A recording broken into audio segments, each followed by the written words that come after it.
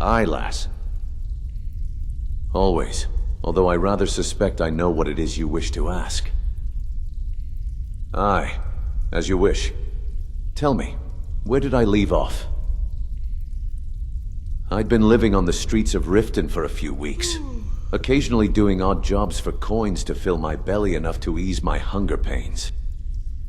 Late one night, while roaming the back streets looking for dropped spare coins, or anything I could sell in the morning, I saw a man climb out the window of a house with a knapsack over his back, and on a whim, I decided to follow him.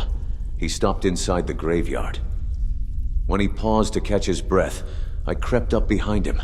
I reached out my hand to rifle through the pack, and that's when it happened.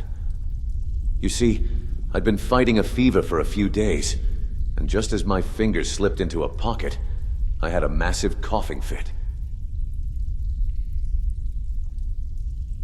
Oh, I most certainly did. The man whirled around, grabbed my wrist in one meaty fist, and in this raspy voice growled, "You little shit," then pounded on my back until my coughing eased up.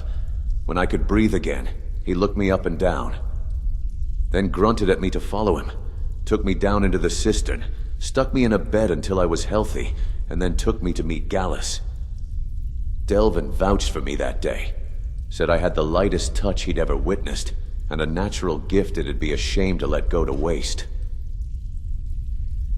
Aye, I tried and failed, a fact which he's never, in all the years since, let me fucking forget.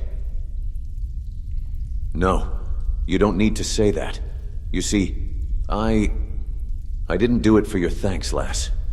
You may have asked, but the reality is, I wanted you to know. So, Brynjolf, I was wondering if you're still calling it.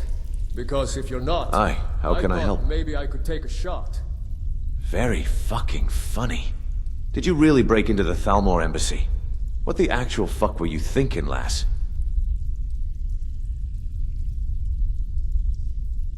You had no business being sent on that job in the first place. Not when that skeever bitch didn't take the time to prep you for it properly. She sent you off with no backup, no spotter, and not even an escape route scouted out ahead of time.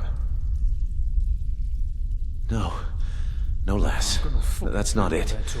I know you're more than capable. This isn't about you. It's about you being taken advantage of. And by someone who couldn't be fucked to do more than the bare minimum to ensure your success. Because I would have been there for you. I would have backed you up. I mean, the Guild. The Guild would have backed you up. You're too important to me, to us, to risk you being lost to someone else's arrogance and stupidity. Yeah, I bet I know your guy. He's hiding out in the Ratway Warrens, paying us good coin for nobody to know about it.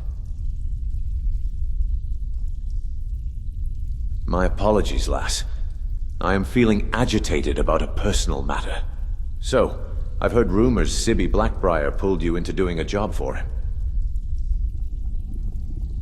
I know you're more than capable, and yet, he seems to be under the impression that you were unable to find her.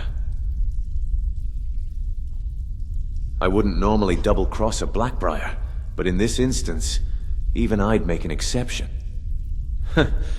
Just when I think I have you figured out, you show me just how clever and resourceful you can be. Find some shit. Save someone from some shit. Boring. Kill some shit Oh no, today, my little firebrand. Because I'm up for anything. There is absolutely nothing about you that I find boring in the least. I believe Sibby and I will have a very personal conversation later about how boring he should find your oh-so-charming assets to be. You say that as though it's a rare occurrence, when it seems to be a constant state of mind for you. If I'm honest, the feeling is mutual, but I'll let you have a turn. This time. Found you to be Go quite on. the surprise. What were you wondering? Never knew it was possible. You for seem a one bit eager for person my to company. stumble into I'm so much flattered, trouble. and I'll admit, I have considered it.